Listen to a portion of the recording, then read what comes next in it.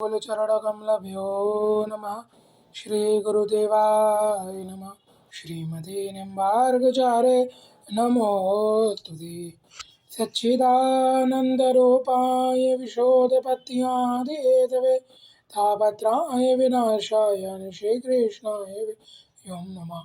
ओम कृष्णाय वासुदेवाय हरे परमात्मने प्रणतक्लेशनाशाय गोविन्दाय नमो नमः। वसुदेवसुतं देवं कंसचारूढमर्दनं यशोदापरमानन्दं कृष्णं वन्दे जगद्गुरुं। शान्ताकारं भुजगशयनं पद्मनाभं सुरेशं विश्वोधारं गगनसदृशं मेघवर्णं शुभांगं लक्ष्मीकान्तं कमलनयनं योगिमेध्यामगम्यं वन्दे विष्णुभवभयहरणं सर्वलोकैकनाथं।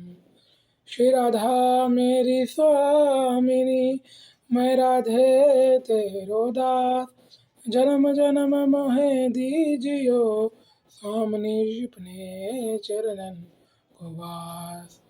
और श्री बरसाने वारी की जय, श्री राधा रानी की जय, श्री बांके बिहारी लाल की जय, श्री वृंदावन बिहारी लाल की जय, श्री कुंज बिहारी लाल की जय, परम शुद्ध सदगुरुदेव भगवान की जय, जगत गुरु श्री निम्बार्काचार्य भगवान की जय। जय जय श्री राधे, जय जय श्री राधे, जय जय श्री राधे श्याम बोल राधे। श्री बालाजी महाराज की जय, श्री देव जी महाराज की जय, श्री मीराबाई गौतमी तुलसीदास बाबा की जय। श्री राधे। बारंबार समस्त संत महात्मा भक्तों को प्रणाम, बारंबार प्रणाम। राधे राधे। कौन है श्री कृष्ण? कौन है पूर्ण ब्रह्म? कौन है संपूर्ण ब्रह्म? कौन है परम ब्रह्म? कौन है ईश्वर? कौन है विधाता? कौन है परमात्मा? कौन है विश्वात्मा? कौन है अंतर्यामी और कौन है जगदात्मा? कौन है परमेश्वर? कौन है सर्वेश्वर? कौन है विधाता? अंत में कौन है भगवान एंड भगवान श्री कृष्ण। यस, तो चलिए शुरू करते हैं दोबारा से भगवान श्री कृष्ण की महिमा और कुछ शास्त्रीय संदर्भों के साथ। आज मैं बताने का पूरा प्रयास करूँगा कि भगवान श्री कृष्ण को यहाँ हम वास्तविक परमेश्वर क्यों माने। सबसे पहले आप सबको प्रणाम। आप सब अपने समस्त पारिवारिक संबंधी संगी जनों के संग सुखपूर्वक रह रहे होंगे, ऐसी मैं आशा करता हूँ। आप सबके हृदय में विराजमान विद्यमान परम ब्रह्म परम तत्व परमात्मा मेरे राधा कृष्ण गोविंद को बारंबार प्रणाम, बारंबार। श्री युगल सरकार की जय, मेरी राधा गोविंद की जय, श्री राधा कृष्ण की जय, श्री राधा राधा लाल की जय, मेरे से गुरुदेव भगवान की जय। तो समय को ना ज़्यादा गवाते हुए सीधा स्टार्ट करते हैं। दोस्तों, जैसे आप लोग जानते हो कि मैंने सबसे पहले आप लोगों के लिए थोड़ी बेसिक नॉलेज, मैंने आप लोगों को बेसिक बातें समझाई थी कि हमें किन्हें भगवान मानना चाहिए और किन्हें भगवान नहीं मानना चाहिए। फिर दूसरे भाग में भी मैंने कुछ आपको श्रीमद् भागवत से कुछ शास्त्रीय संदर्भों से समझाने का प्रयत्न किया था, और आज मैं आपके लिए कुछ ज़्यादा शास्त्रीय संदर्भ लेकर आया हूँ, जिससे मैं यकीनन आपको विश्वास होगा इस बात पर श्री कृष्ण ही जो है वे परम तत्व परम ब्रह्म परमात्मा है। पहली बात तो आप ये समझिए, जो वास्तविक ईश्वर हैं वे अप्रकट है, अर्थात प्रकट नहीं है, अप्रकट है, अप्रत्यक्ष है।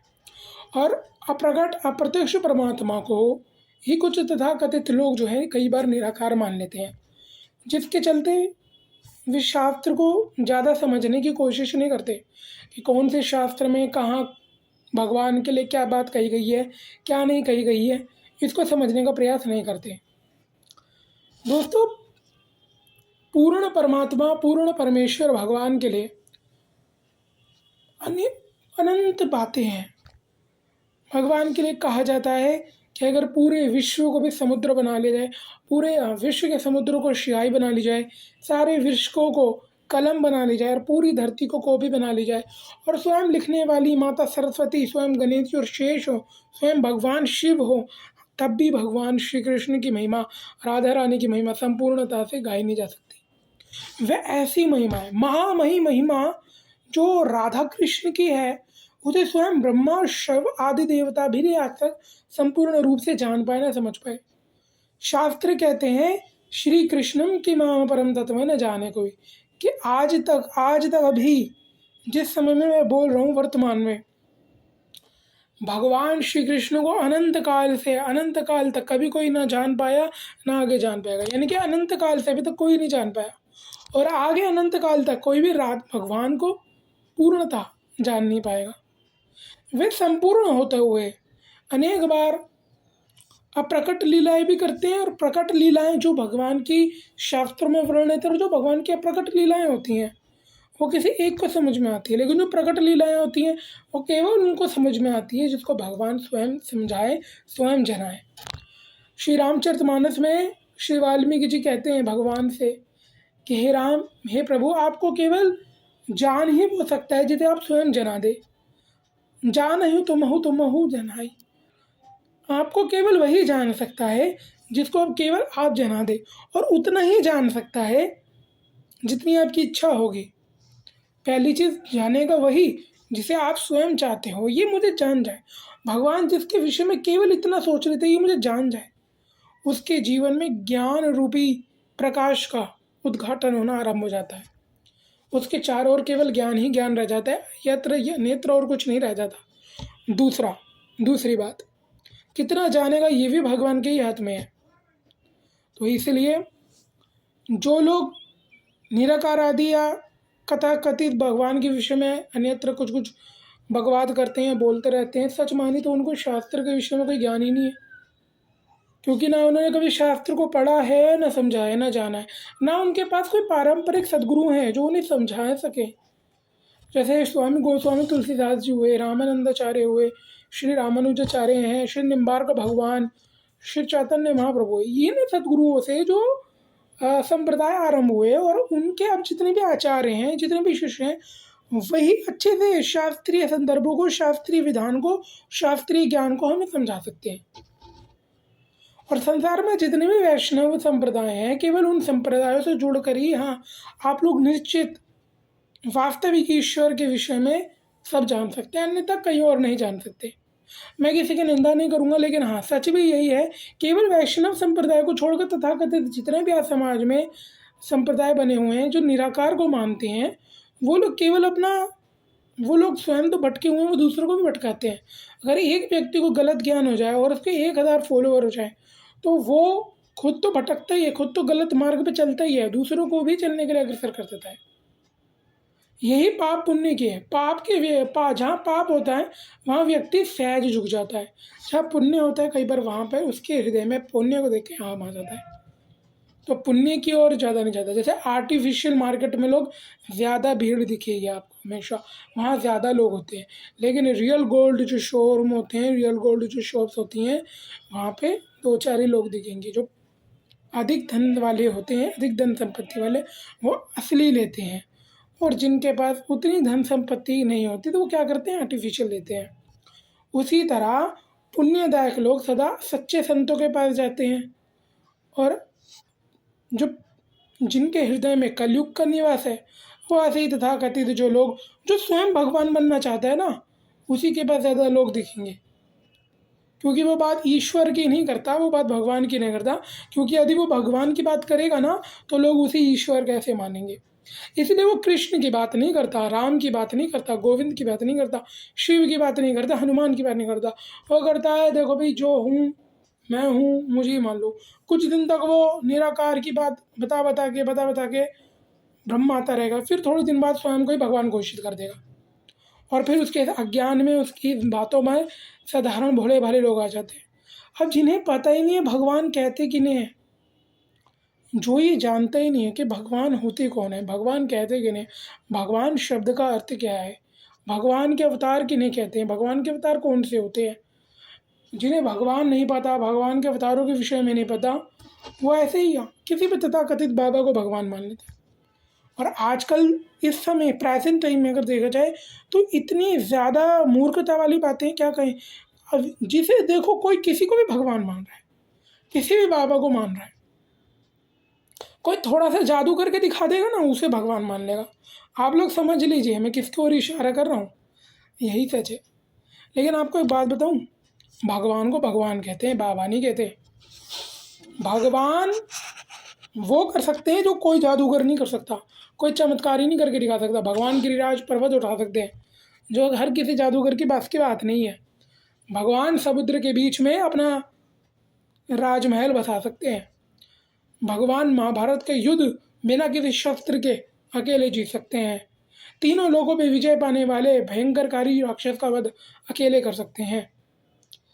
बड़े विशालकाय हाथी को अपने एक मुक्के से उसे गिराकर मृत्यु के कुएं में पहुंचा देने वाले भगवान होते हैं। कोई जादूगर नहीं कर सकता ये। भगवान की लीलाओं के विषय में आप लोग पढ़ते नहीं हैं, सुनते नहीं हैं। जो भगवान कर सकते हैं वह देवता भी नहीं कर सकते, तो किसी साधारण मनुष्य या किसी की तो बात रहने ही दीजिए। तो जो भगवान कर सकते हैं वो केवल भगवान ही कर सकते हैं। तो चलिए आइए सबसे पहले यही जानने की कोशिश करते हैं, भगवान कहते हैं किसे हैं। ईश्वर, परमेश्वर, दाता, विधाता, परमात्मा, भाग्य विधाता इत्यादि इत्यादि नामों से हम जिन प्रभु को पुकारते हैं, इन सभी का अर्थ भी हमको पता होना चाहिए। तो चलिए शास्त्र के माध्यम से हम समझने का प्रयास करें कौन है श्री कृष्ण। पिछली बार आप लोगों को मैंने बताया था, तो श्रीमद् भागवत महापुराण के अंतर्गत श्री सुखदेव जी अर्थात श्री सूत जी ने भगवान श्री कृष्ण के विषय में जो कहा था, कुछ मैंने उसके अंश आप लोगों को सुनाए। आशा करता हूँ आप लोगों को समझ में आओगे। आज मैं थोड़ा आगे बढ़ता हूँ। दोस्तों, भगवत गीता का आश्रय लेकर भी मैं आप लोगों को समझाने का प्रयास करूँगा, लेकिन पहले कुछ पुराणों के संदर्भ के माध्यम से मैं आपको समझाता हूँ कि जो वास्तविक ईश्वर अर्थात जो तो स्वयं भगवान श्री कृष्ण है, वही क्यों हम उन्हीं को सुप्रीम पर्सनैलिटी क्यों कहते हैं, उन्हीं को सुप्रीम पर्सनैलिटी ऑफ गॉडेड क्यों कहते हैं, तो जानने की कोशिश करते हैं।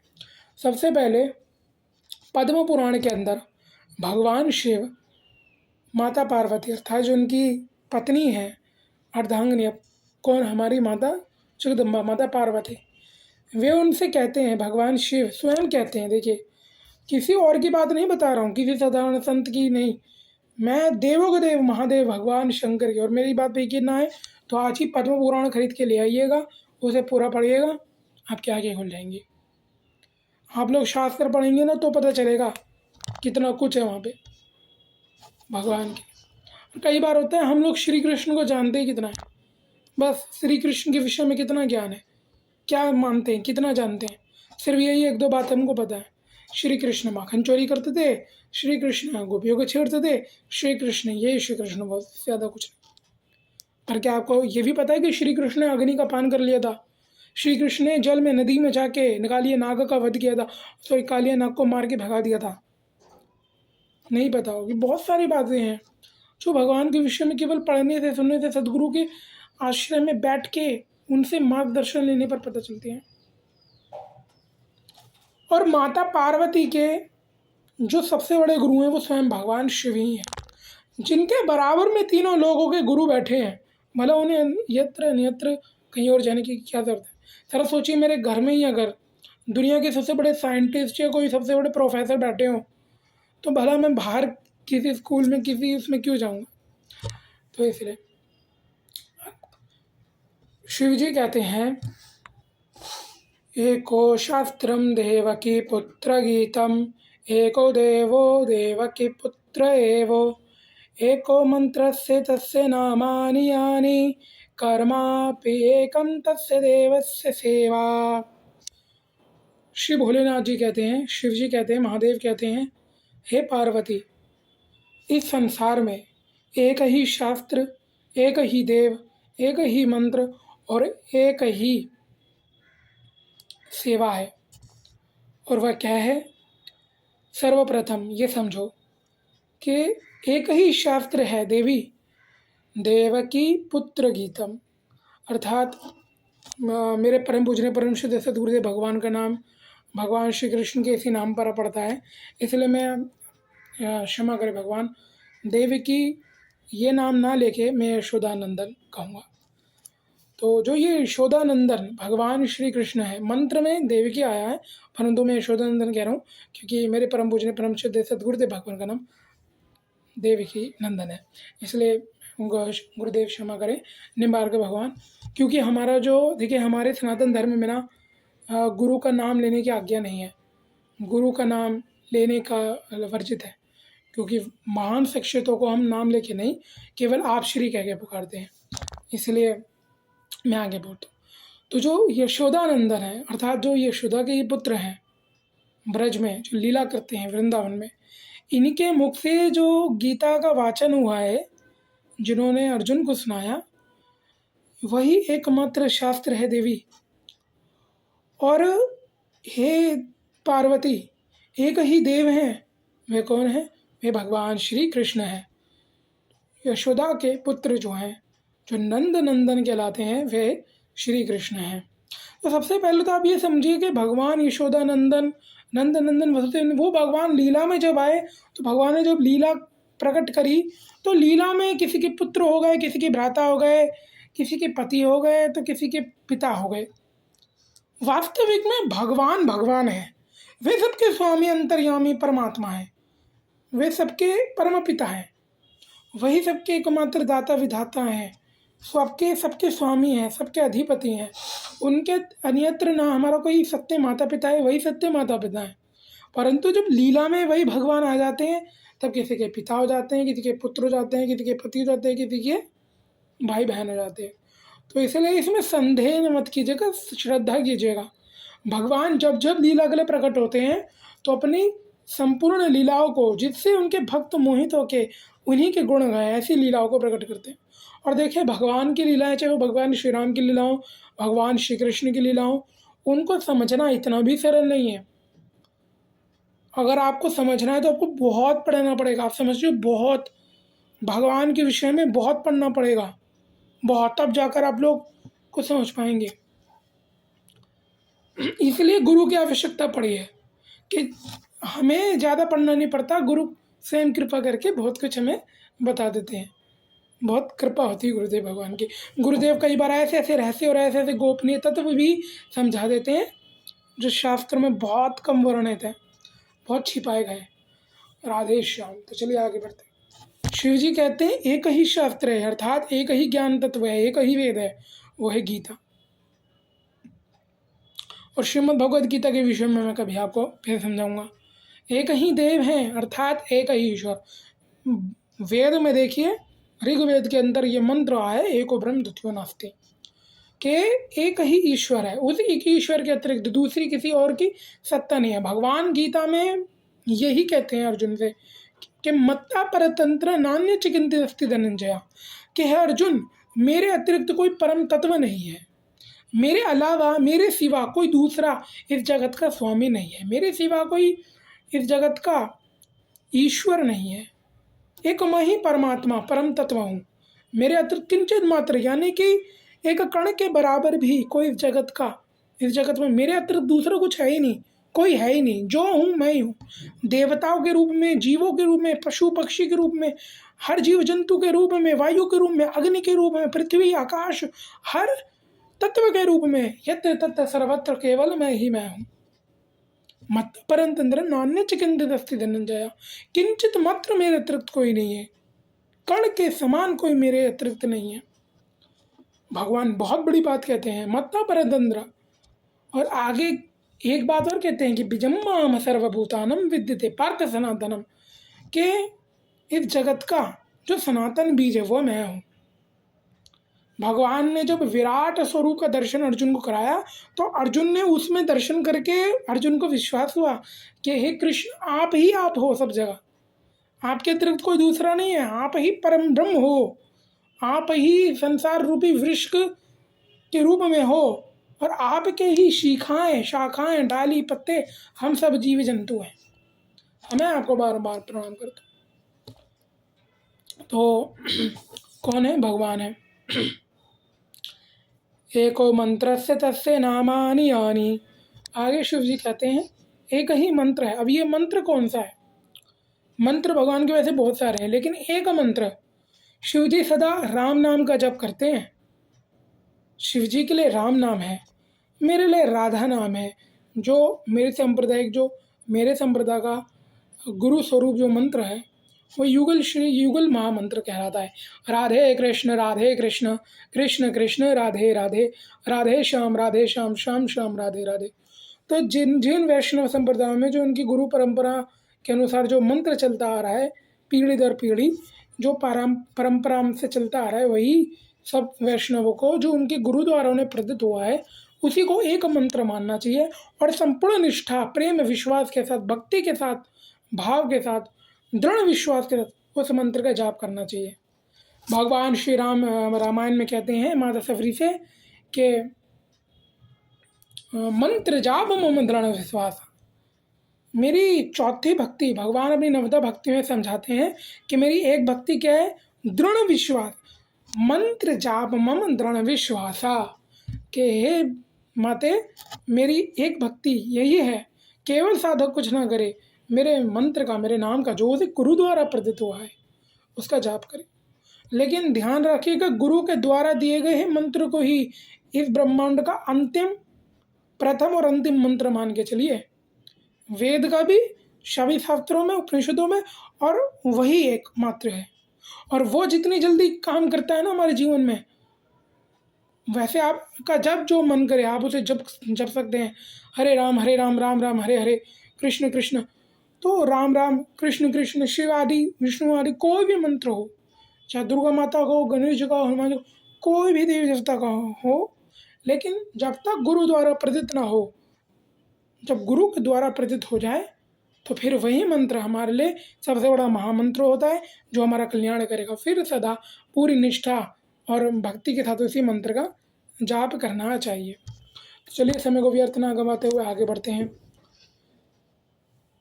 कर्मापि एकम तस्य देवस्य सेवा, बोले एक ही सेवा है, वो क्या है, ये भगवान श्री कृष्ण के प्रति जो हमारी सेवा है वही एकमात्र सेवा है, अन्यत्र दूसरी किसी की कोई सेवा है ही नहीं। ये कौन कहते हैं, स्वयं महादेव कहते हैं, ये शिव जी का मत है। अब आप शिव जी की बात का खंडन कर सकते हैं भाई, अगर यदि आप अपने आप को स्वयं महाज्ञाता मानते हैं, ज्ञानी मानते हैं, तो शिव जी का खंडन करके दिखाइए। शिव जी की बात करने का खंडन करें, स्वयं शिव जी कह रहे हैं, मैं नहीं कह रहा हूँ। यदि मेरी बात में थोड़ा भी आपको संदेह या असत्य आपको प्रतीत हो तो आप स्वयं जाकर पढ़ सकते हैं। आज ही पद्म पुराण खरीद के लिए आइए घर में, पढ़िए, आराम से पढ़िए, स्वयं आपको लिखा हुआ मिल जाएगा। तो ये शिव जी द्वारा, उनकी वाणी में आता है, शिव जी द्वारा कथनीय है। शिव जी कहते हैं एक ही शास्त्र है, एक ही देव, अर्थात एक ही ईश्वर है, एक ही देव, एक ही भगवान है, और वह श्री कृष्ण है। एक ही मंत्र है और एक ही सेवा है, वो कौन सी है, राधा कृष्ण की है। यदि आप सीताराम में मानते हैं तो सीताराम जी के मान लीजिए, गौरी शंकर जी में मानते हैं तो गौरी शंकर जी के मान लीजिए। परंतु चूँकि सत्य परमात्मा, सत्य ईश्वर भगवान श्री कृष्ण है, लेकिन श्री कृष्ण की ये सब फॉर्मलिटी है। भगवान श्री कृष्ण के ही यहाँ ये अलग अलग रूप हैं जो लीलाएं करते हैं। श्री कृष्ण ही हनुमंत रूप में विराजमान है, व्याप है, और श्री कृष्ण ही शिव रूप में है, श्री कृष्ण ही दुर्गा रूप में है, और श्री कृष्ण ही गणेश रूप में है। तो किसी भी प्रकार का संदेह करना उचित नहीं है। एक ही परमात्मा है जो पूरे विश्व, पूरे संसार में फैला है। जैसे एक ही मिट्टी के अनेक प्रकार के घड़े बनते हैं, लेकिन तत्व एक ही है, मिट्टी। जैसे सोने से अनेक अनेक प्रकार के आभूषण बनते हैं, लेकिन तत्व क्या है, वस्तु क्या है, वो एक ही है, सोना।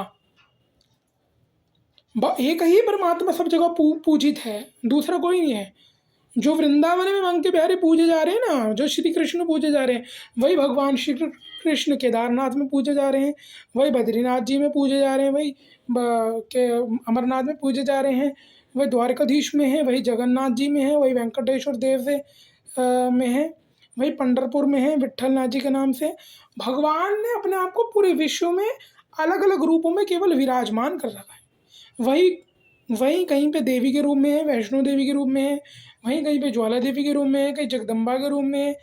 केवल यत्र तत्र है, केवल श्री कृष्ण ही है। अगर केवल कृष्ण ही है, यदि सारे देवी देवताओं का मंथन किया जाए, सारे जगत का मंथन किया जाए, तो श्री कृष्ण ही प्रकट हो जाएंगे। हृदय में जो विराजमान, जो प्रभु है, वह श्री कृष्ण ही है। ये हमारे शास्त्र कहते हैं, कृष्णास्तु भगवान स्वयं, कृष्ण के नाम तंत्र न जाने, कृष्णम वंदे जगत गुरु। कृष्ण के अतिरिक्त तो कोई दूसरा है ही नहीं। मैंने अभी आप लोगों से कहा ना, गीता में स्वयं भगवान कहते हैं कि मेरे अतिरिक्त कोई है ही नहीं। इसलिए हमें श्री कृष्ण को सर्वोपरि और सर्वोच्च मानना चाहिए। तो ये शिव जी की थी, ये शिव जी का मंत्र, शिव जी द्वारा बहुत कुछ कहा गया शास्त्र में, बहुत कुछ जिसे मैं चाह के भी बता नहीं सकता, बहुत कुछ है। यदि मैं बताने जाऊँगा तो घंटे, आधे घंटे, 2 घंटे का बहुत समय जाएगा। विस्तार पूर्वक अगर मैं हर एक बात का आंसर आप लोगों को करता जाऊँगा तो बहुत समय लगेगा। इसलिए तो अब थोड़ा आगे बढ़ते हैं। अब इस इसी पुराण में शिव जी आगे ये कहते हैं, आराधना नाम विष्णु आराधनम परम। अर्थात माता से कहते हैं पार्वती से कि एक ही आराधना जो सर्वश्रेष्ठ है पार्वती, वो कौन सी? वो विष्णु की आराधना है, अर्थात भगवान श्री कृष्ण की आराधना है। भगवान श्री कृष्ण की ही आराधना, अर्थात उनकी जो सेवा है, उनकी जो पूजा है, आराधना नाम विष्णु आराधनम परम, जो परम आराधना है, अर्थात सर्वश्रेष्ठ जो पूजा है वह श्री कृष्ण की ही कहलाती है। क्योंकि श्री हरि की पूजा भक्ति शीघ्र से शीघ्र, अतिशीघ्र ज्ञान, भक्ति, मुक्ति, वैराग्य को प्रदान करने वाली है और शांति, संतोष को देने वाली है। वे परम मंगलमयी, परम कल्याणी है, इसलिए वह सर्वोपरि है। इसलिए शिव जी कहते हैं कि विष्णु आराधनम परम। इसलिए जो कहते हैं विष्णु की जो आराधना है, जो कृष्ण की आराधना है, जितने भी जो भक्त लोग विष्णु भगवान की आराधना करते हैं, भगवान श्री कृष्ण के, भगवान राम की आराधना करते हैं, उनके हृदय में सहज निष्कपट भक्ति जागृत होती है। फिर उन्हें किसी से भी संसार में द्वेष नहीं रह जाता।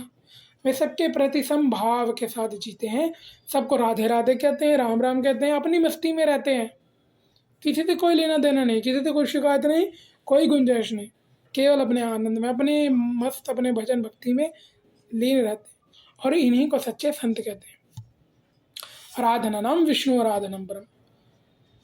तो ये मैंने कुछ शिव जी के संदर्भों से आपको समझाने का प्रयास किया, आशा करता हूँ। अब आगे चलते हैं ब्रह्म संहिता के अंतर्गत। ब्रह्म संहिता का 5वां अध्याय, प्रथम श्लोक। ईश्वरा परमा कृष्ण सच्चिदानंद विग्रह अनादिरादिर गोविंद सर्व कारण कारणम। अब यहाँ पर ब्रह्मा जी ने कहा है, किन से कहा है? अपने पुत्र नारद जी से कह रहे हैं। क्या कह रहे हैं? ईश्वरा परमा कृष्ण सच्चिदानंद विग्रह अनादिरादिर गोविंद सर्व कारण कारणम। ब्रह्मा जी कहते हैं कि जो समस्त ईश्वरों में परम ईश्वर है, जो प्रधान ईश्वर है, जो सर्वोच्च है, वह कृष्ण है नारद। वही सर्वोपरे, सर्वोत्तम, सर्वश्रेष्ठ प्रभु हैं। अनादिरादिर गोविंद सर्व सच्चरा परमा कृष्ण सच्चिदानंद विग्रह। वही सच्चिदानंद है। परमात्मा किसे कहा गया है? सच्चिदानंद, जो सत्य हैं, सनातन हैं, शाश्वत हैं, उन्हें सच्चिदानंद कहते हैं। जो परम सत्य हैं, नित्य नूतन हैं, शाश्वत हैं, जो अखंड हैं, जो सदा नित्य रहते हैं, बने रहते हैं, उन्हें सच्चिदानंद कहते हैं। जिनकी फॉर्मिलिटी, जिनका नाम, जिनकी फेम, जिनकी प्रसिद्धता, जिनका महत्व, जिनकी लीला और जिनका धाम सदा शाश्वत परम आनंद से परिपूर्ण रहता है, उन्हें सच्चिदानंद भगवान कहते हैं, उन्हें सच्चिदानंद कहते हैं, सच्चिदानंद विग्रह कहते हैं। सच्चिदानंद को ही आप संपूर्ण परमात्मा मानिए, अर्थात वही सब कुछ है। और ब्रह्मा जी क्या कहते हैं? सच्चिदानंद विग्रह, अर्थात वे सच्चिदानंद विग्रह किसे कह रहे हैं? भगवान श्री कृष्ण को कह रहे हैं। तो श्री कृष्ण ही सच्चिदानंद है। अनादिरादिर गोविंदा सर्व कारण कारणम। आगे क्या कह रहे हैं? अनादिरादिर गोविंदा, अर्थात वे अनादि हैं और उनका कोई आदि नहीं है। अनादि कहते हैं उसे जो स्वयं आदि रहित है, जिसका कोई जन्म नहीं है, जिसका उत्पत्ति का कोई कारण नहीं है, जो स्वयं उत्पत्ति रहित है, कारण रहित है, आदि रहित है, उनको अनादि कहते हैं। और अनादिरादिर गोविंदा, उनके आदि का कोई नहीं जानता। वे प्रभु कहाँ से आरंभ होते हैं, कहाँ पूर्ण होते हैं, कोई नहीं जानता। अर्जुन ने जब भगवान के स्वरूप का दर्शन किया तो वे कहते हैं, हे कृष्ण, हे प्रभु, मैं आपके आदि मध्य अंत को नहीं समझ सकता। आपका आदि मध्य अंत दिखाई ही नहीं पड़ रहा है। तो जो परमात्मा का आदि मध्य अंत है वो है ही नहीं। क्यों? क्योंकि भगवान अनंत कहे गए हैं। इसलिए ब्रह्मा जी कहते हैं राधे राधे रघुविंदा। सबसे पहले उन्होंने क्या किया कि समस्त ईश्वरों में भगवान श्री कृष्ण ही प्रधान ईश्वर है, अर्थात परम ईश्वर है। परम ईश्वर उन्हें कहते हैं जो समस्त ईश्वरों के भी ईश्वर कहलाते हैं, इसलिए उन्हें परमेश्वर कहते हैं। सच्चिदानंद विग्रह जो सच्चिदानंद है, राधे राधे गोविंदा अर्थात। और आगे कहते हैं सर्व कारण कारणम, अर्थात सभी कारणों के जो कारण है वे नारद वे पुत्र श्री कृष्ण ही हैं। कृष्ण के अतिरिक्त तो दूसरा कोई नहीं है, सबका कोई ना कोई कारण है। जबकि हम सब के यत्र तत्र कोई कारण है। जैसे मेरे कारण कौन, मेरे माता पिता हुए, मेरे माता पिता के कारण उनके माता पिता, उनके माता पिता के कारण उनके माता पिता। उसी तरह पूरे संसार के कारण है ब्रह्मा, और ब्रह्मा के भी जो कारण है वह है स्वयं विष्णु, और जो विष्णु के भी कारण है वह है महाविष्णु, और जो महाविष्णु के भी कारण है वह है श्री कृष्ण। और श्री कृष्ण के कोई कारण नहीं है। इसलिए भगवान गीता में कहते हैं मैं जो हूँ कारण रहित हूँ, मैं ही सबका एकमात्र आदि हूँ, मैं ही सर्वभूतों को उत्पन्न करने वाला हूँ, सब सब समस्त ईश्वरों का, समस्त आत्माओं का मैं ही स्वामी हूँ, समस्त कारणों का मैं ही कारण हूँ।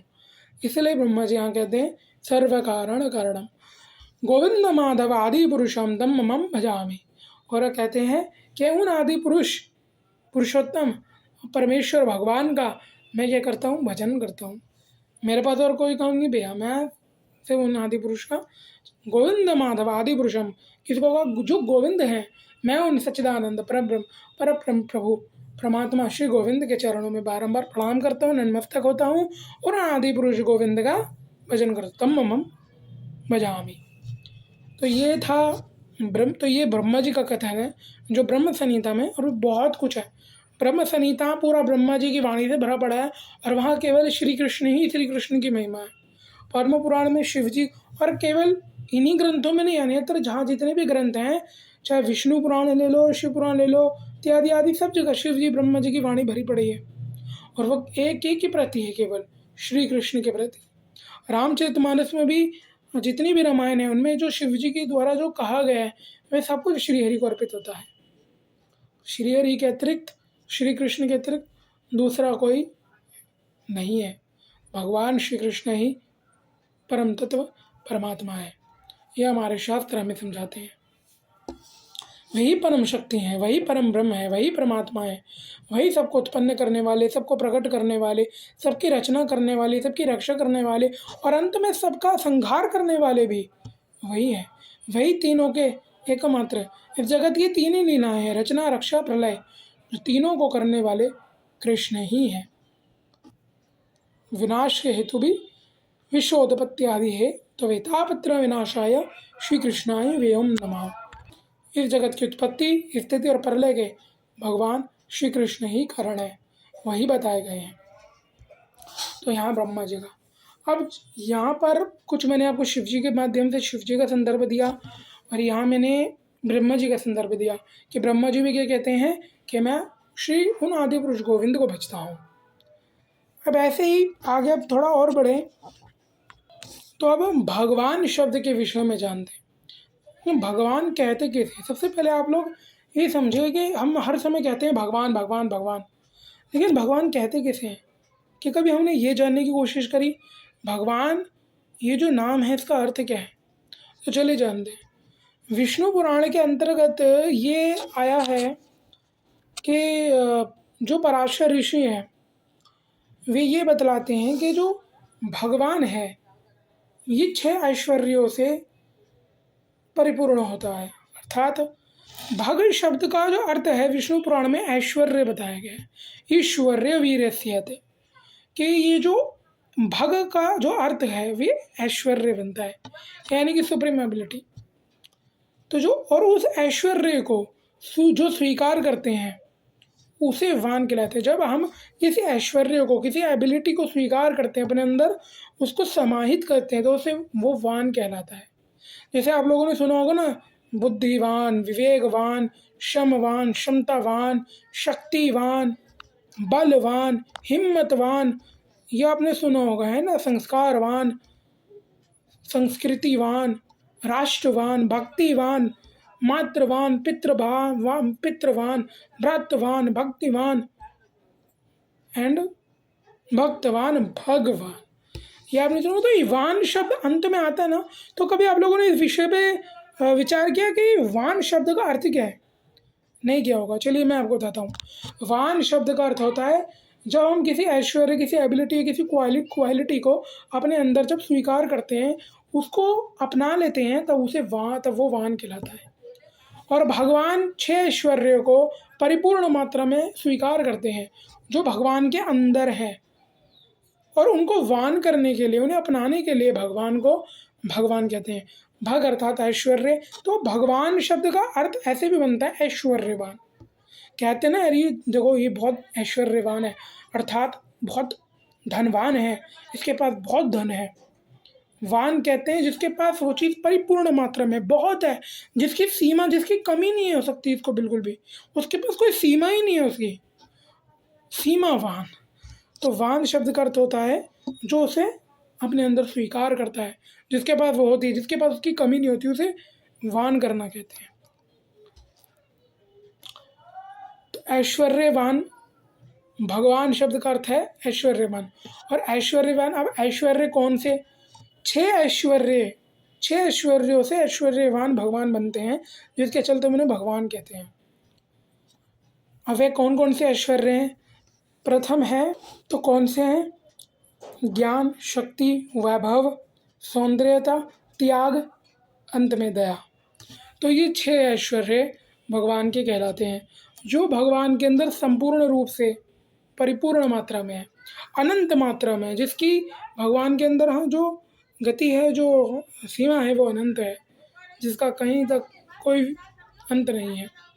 और ये 6 चीज़ें संसार में, ब्रह्मांड में सबके पास है, लेकिन किसी के पास भी परिपूर्ण मात्रा में नहीं है। अब कौन से? इन 6 ऐश्वर्यों के चलते ही हम भगवान को भगवान अर्थात ऐश्वर्यवान कहते हैं। पहला क्या है? ज्ञान। ज्ञान तत्व में भगवान अनंत है। भगवान गीता में कहते हैं बुद्धि मेरे से उत्पन्न होती है, जो ज्ञान तत्व है वह मेरे से प्रकट होता है। भगवान गीता में कहते हैं कि सब कुछ मैं जानता हूँ अर्जुन, सब कुछ मुझे पता है, मैं ही एकमात्र सर्वज्ञ हूँ।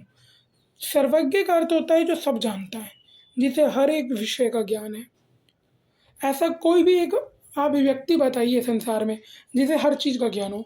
डॉक्टर का सिर्फ डॉक्टरी का ज्ञान होता है, एडवोकेट को सिर्फ एडवोकेटी का ज्ञान होता है, इंजीनियर को सिर्फ इंजीनियरिंग का ज्ञान होता है, और जितने भी लाइन्स हैं, चाहे वो किसी भी चीज़ की हो, उन्हीं का ज्ञान केवल वहीं तक सीमित होता है। और किसी को 1-2 चीज़ों का और भी ज्ञान होता है, ऐसा ज़रूरी नहीं है। लेकिन क्या सबको परिपूर्ण मात्रा में सब कुछ पता है? नहीं ना। इस ब्रह्मांड के जो सबसे बड़े ज्ञाता है ना, वह हैं स्वयं श्री ब्रह्मा जी और भगवान शिव। पर कई बार ऐसा होता है कि कई बार ब्रह्मा जी के समक्ष ऐसे प्रश्न आ जाते हैं जिनका उत्तर वे भी नहीं दे पाते। वे कौन से प्रश्न हैं आपको पता है? वे तो कहने का अर्थ है कि संपूर्ण मात्रा में तो वे भी ज्ञाता नहीं है, अनंत ज्ञान के धनी वे भी नहीं है। अगर किसी का ज्ञान अनंत है, जो सब जानता है, जिसे कुछ पता है, वो केवल भगवान है, वह श्री कृष्ण है। भगवान आज से 5000 साल पहले जब गीता का उपदेश दे रहे थे, तब भी उन्हें इस बात का आज के दिन का ज्ञान था कि यहाँ से 5000 साल पहले मेरा इस स्थान पे, इस जगह पे, मेरी इस नाम से इस व्यक्ति के द्वारा कथा होगी, यहाँ पर ये में हर एक चीज़ का ज्ञान भगवान को होता है। 100 करोड़ वर्ष बाद का भी हर एक वस्तु का, हर एक चीज़ का, हर एक घटना का ज्ञान भगवान को होता है। अनंत काल का भी पूरा ज्ञान होता है। भगवान को हर चीज़ का ज्ञान है। भगवान कहते हैं भूत भविष्य वर्तमान तीनों का ज्ञान जो है वह मुझे है। पुरातन में अर्थात अतीत में जितना भी अतीत है, जितना भी इतिहास है, वे सब केवल भगवान को ज्ञात है। और जितना भी भविष्य में घटना जो उद्घाटित होंगी, उसका भी ज्ञान केवल भगवान को है। और वर्तमान की भी हर एक घटना अर्थात हर एक विषय का जो ज्ञान है, वो केवल पूर्णतः भगवान को है। इसलिए हम भगवान को सर्वव्यापी, सर्वेश्वर और सर्वज्ञ कहते हैं।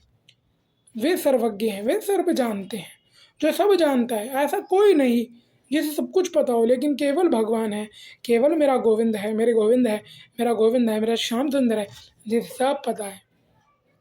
क्या गोविंद के अतिरिक्त, परमात्मा के अतिरिक्त ऐसा है कोई जो ये कह सके कि मैं सब जानता हूँ? नहीं ना। हम थोड़ा बहुत जान लेते हैं तो ओवर स्मार्टनेस में आ जाता है, पर आप सोचिए भगवान कितने बड़े ज्ञाता हैं, उन्हें हर चीज़ का ज्ञान है, फिर भी उनमें अहंकार ना के बराबर नहीं, इसलिए तो उन्हें भगवान कहते हैं। तो यह है प्रथम ऐश्वर्य। द्वितीय ऐश्वर्य है शक्ति। भगवान की शक्ति कितनी बड़ी है, अब आप स्वयं ही सोचिए। भगवान सर्वशक्तिमान, सर्वशक्ति संपन्न है, मतलब उनकी जो शक्ति है, भगवान अनंत शक्तियों के समुद्र कहे गए हैं। उनकी शक्ति अखंड, अनंत, अभेद, अछेद और अमोघ है। भगवान ने एक ही मुष्टिका में बड़े महाविशाल हाथी को गिरा दिया था, और इत्यादि आदि। भगवान ने गिरिराज पर्वत को उठाया। तो जो भगवान के अंदर जो शक्ति है वो केवल भगवान में है। भगवान के अंदर अनलिमिटेड पावर्स हैं, वे कुछ भी कर सकते हैं। वे पल भर में तीनों लोगों को उजाड़ भी सकते हैं और पल भर में तीनों लोगों को दोबारा बना भी सकते हैं। भगवान की जो क्षमता है वो अनंत है। तो भगवान के अंदर ये दूसरा ऐश्वर्य यानी कि शक्ति, यानी कि बाहुबल, ये भी भगवान का अनंत है, परिपूर्ण मात्रा में है। तो इसलिए यह ऐश्वर्य भी भगवान दान करते हैं। तृतीय है वैभव अर्थात संपत्ति। या भगवान संपत्तिवान कितने बड़े हैं ये तो आपको भी अच्छे से पता है। लक्ष्मी जी चरण सेवा कर रही है भगवान के। अनंत लक्ष्मियाँ भगवान के चरणों में बिखरी हुई है। पूरा विश्व, पूरा ब्रह्मांड भगवान का ही है। आपके पास ज़्यादा से ज़्यादा कितनी बड़ी प्रॉपर्टी होगी? 100 गज, 200 गज, 300 गज, 400 गज, 500 गज, 600 गज, 700 गज, 800 गज, 900 गज, 1000 गज, 2000 गज, 10,000 गज, 10 लाख गज, 10 करोड़ गज, इससे ज़्यादा होगी? वैसे भी कुछ ज़्यादा बोल लिया, लेकिन इतनी किसी के पास हो नहीं सकती। लेकिन भगवान का तो पूरा संसार ही है। अब सोचो भगवान की कितनी बड़ी प्रॉपर्टी है, सब जगह भगवान ही भगवान की प्रॉपर्टी फैली हुई है।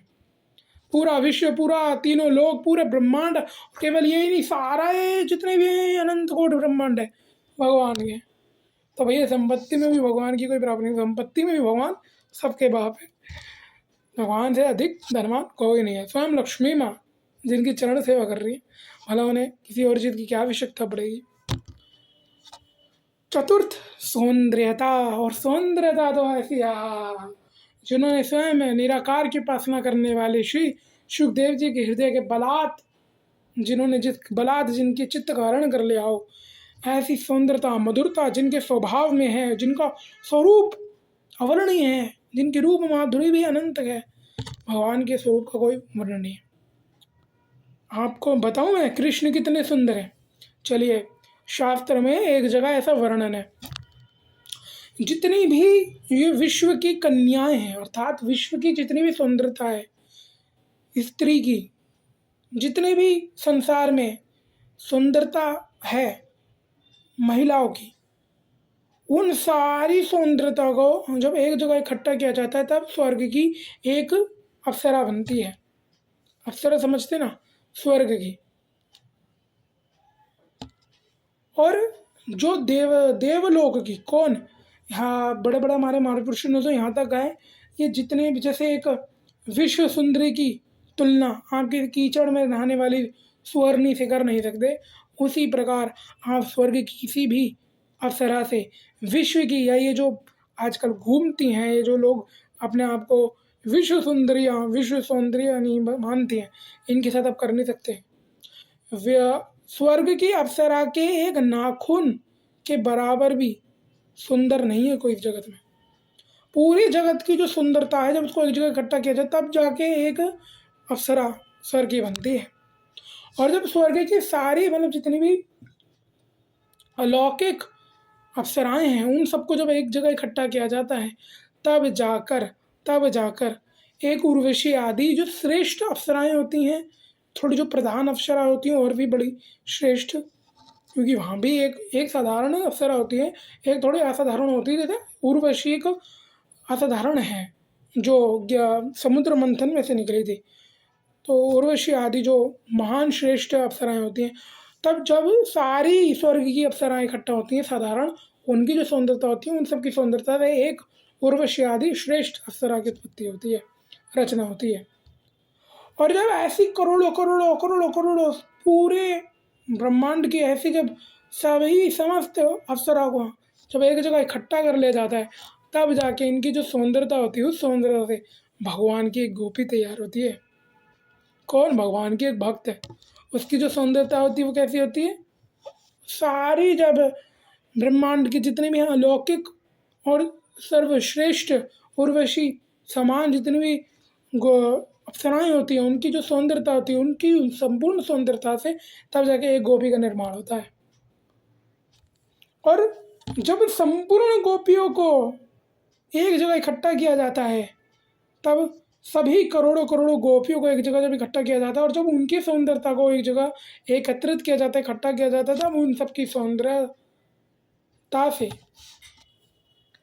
मतलब उन समस्त गोपियों की सौंदर्यता फिर जहाँ खत्म होती है ना, वहाँ से श्री कृष्ण की सौंदर्यता आरंभ होती है। तो यूँ समझ लीजिए, ब्रह्मांड की संपूर्ण सौंदर्यता से एक अप्सरा की ऐसी लाखों करोड़ों अप्सराओं से एक श्रेष्ठ अप्सरा, और उस जैसी सर्वश्रेष्ठ एक अप्सरा जैसी करोड़ों अप्सराओं की सौंदर्यता से एक गोपी जो भगवान के रास में भगवान के साथ आनंद मग्न होती है। और उन समस्त गोपियों को जब एक जगह इकट्ठा किया जाता है, तब भगवान श्री कृष्ण की सुंदरता आरंभ होती है। तो इतने सुंदर हैं भगवान हमारे ठाकुर जी। वैसे तो भगवान की सुंदरता जो है अनंत है, भगवान की अनंत माधुरी का कोई वर्णन ही नहीं है, कोई सीमा नहीं है भगवान की सुंदरता को।